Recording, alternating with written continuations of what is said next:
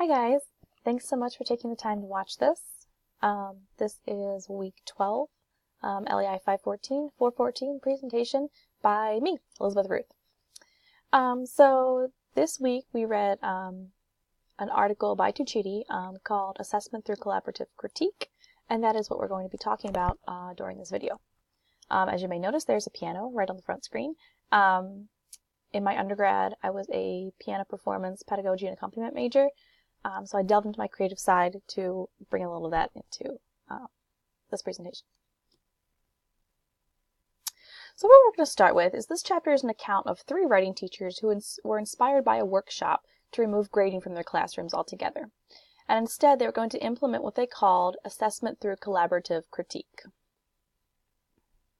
They created a way to extend their non-grading to all 3 of their classrooms collectively.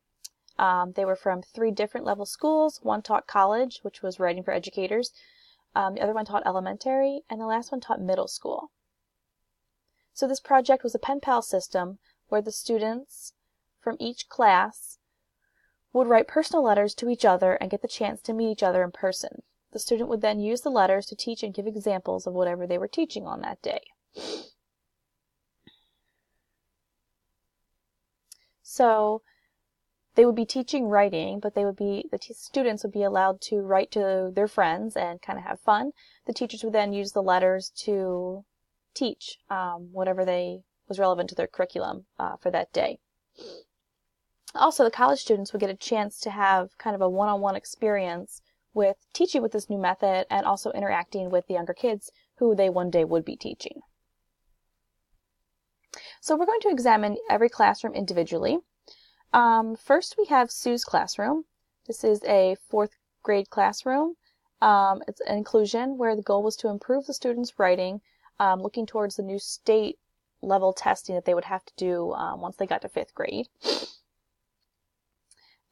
Here the students kind of had widely diverse learning disabilities. She proposed the project to them as a pen palship, and they would be able to start, talking to students from this neighboring school. Students were very excited, anxious to begin, and they were excited that they'd be able to meet these children in person as well.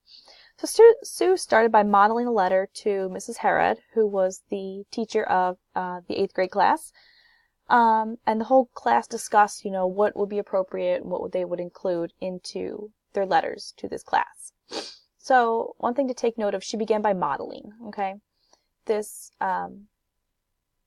project started by everybody talking in a group, but she was modeling exactly what they would have to do. So her strategies, what were her strategies? Modeling a sample letter for the students, thinking aloud and along with the students, demonstrating detail and content, and focusing early on brainstorming. So in order for this to work in her all-inclusive class with disabilities, she had to go through each of these steps individually in order to get the result of the letters that she wanted. She also included as much creativity as possible. So while she had some standards of what they could talk about or what they could say to their pen pals, she also wanted them to be creative as much as possible.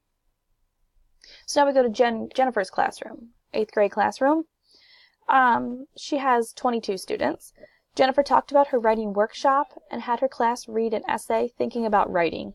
She then spent a few days talking about the writer's purpose and audiences, and she introduced the idea of the pen palship with neighboring classrooms. She proposed it as a way for the 8th graders to improve their writing by having a live audience. It would also improve the 4th graders' writing, and it would benefit the college students to become better teachers. Her students were anxious to begin.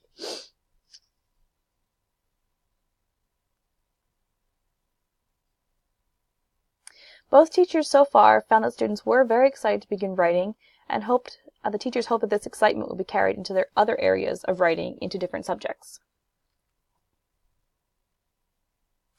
So Sarah's experience. Like I said before, she was teaching college writing to soon-to-be educators. And She hoped this experience would help them on two levels. First, interacting with students who they would one day be teaching, and then they could come along with her as she pioneered this new way to teach writing to these younger students. So Sarah's students were all on their way to becoming teachers, and she tells us it's a good experience for teaching writing. She wanted her students who were future teachers to consider the following questions, which are: how does writing for an audience affect their writing? How does repeatedly writing to the same audience shape the writer and author relationship? How can teachers' modeling and instruction in genre be used to support students? And what is the role of correctness in this type of writing? So these were the things, a little different from the other classrooms. So these were the things her students would be focusing on kind of for this dual purpose that we talked about before. Interacting with students and then teaching this new method, which I think is really exciting. If, I would love to be part of some kind of project like this. I just feel like it'd be like, one-on-one, hands-on, be able to see everything that goes on, whether good or bad. So now we have a brain breather break, and I have two questions for you guys. What do you think would be the benefits for the college students in education programs to take part in such a project? And would it benefit you personally to take part in such a project? And like I said before, I think I would really, really enjoy it. I think it would be very, very beneficial to see both sides, to see kind of how kids write in 4th and 8th grade, and then to see right from experience how you can help them and how you can grade without putting on a letter grade. Also, this seems like it would be like really, really exciting for the students. So I feel like once the students were kind of working on talking back and forth to their pen pals, writing would become more of an exciting task, hopefully. So let me know in the comments what you think about these two questions. So moving along. Now to the evaluating the method. Now every method, might sound great, but once we get down to evaluating it, we see if it's really worth it, if it really does what it's supposed to. So the advantages. Was the writing project allowed flexibility? Whatever the topic was being covered on a particular day, there was always a student letter to illustrate. So if they were talking about the use of commas and periods, they could pick up one of these letters and talk about, where a comma would be appropriate or a period and so on. The letters were also used to teach national standards, which is audience shaping, content, and editing for usage. And the possible disadvantages. We always want to look at this from the side of the naysayers to evaluate, how we could make this project stronger. So they said having letters remain ungraded, the students would not take it as seriously. Students might feel discouraged if they saw no proof of improvement, which I know this is kind of big for some kids. I know it was for me when I was in 8th grade. I always wanted to look at my letter grade. I just wanted to see if I was doing well. And the college students might feel like they didn't know where they stood as far as preparations for teaching. But the results and findings of the project, once it was all finished, what were the findings? The college students were happy and complacent about the different methods of teaching. They were excited to learn something that was non-traditional, something that they actually got to be a part of pioneering. The 4th and 8th grade writing improved drastically as they were able to use each draft as a way to continue learning and a way to improve on the previous letters. And it kind of captured the students' attention and excitement. They couldn't wait for the responses after they couldn't wait to respond after they received the letters, and once they wrote the letters, they couldn't wait to receive the letters so they could respond, which is kind of pretty cool because normally kids don't want to write and they're definitely not excited about writing. So this was a really, really good way to start the excitement.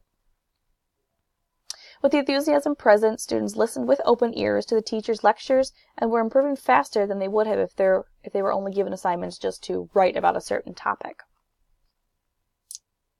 I also had a personal experience with this type of writing. I subbed in a 4th grade classroom. I sub in 5 different school districts, and I try and get to all the buildings when I can. I subbed in a 4th grade classroom at the Niagara-Wheatfield School District, who did this exact kind of type of writing with another 5th grade classroom. As I was a sub, I never really saw any instruction with the letter writing, but I did see the students were very, very eager to write and very eager for me to look over their letters so that they could send them out. It was kind of shocking to me as students really were excited to write. So I can kind of see that this method really does work with, at least for as far as excitement. And they were always eager for the teacher to come back so that they could send their letters out, because I didn't let them send any letters until obviously the teacher came back to proofread. What do you think? Would you use this method of teaching in your classroom? Are there any other foreseeable disadvantages that you can see? I'm a firm believer that we need to really, really look at the disadvantages before we pioneer anything new, because something could go wrong. So think about it and let me know in the comments what you think. My own personal reflections. I think this would be a great experience for future teachers to interact with young students. I know a lot of people and a lot of college students don't interact with young students or even young people at all. So I think this would be a great experience to even be talking back and forth to young students. And I think it'd be great to see how to pioneer a new writing method.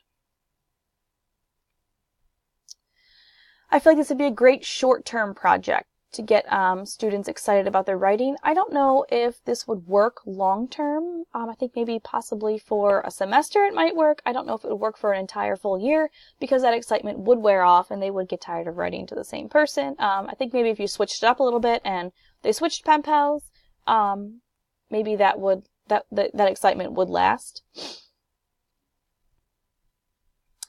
Do you have any other thoughts? What do you think? Any advantages, disadvantages? Also in the comments, include how you feel like this project would help you as a future educator. Would this be something you would be interested in? We're excited? Thanks for watching. Hope everybody has a great day.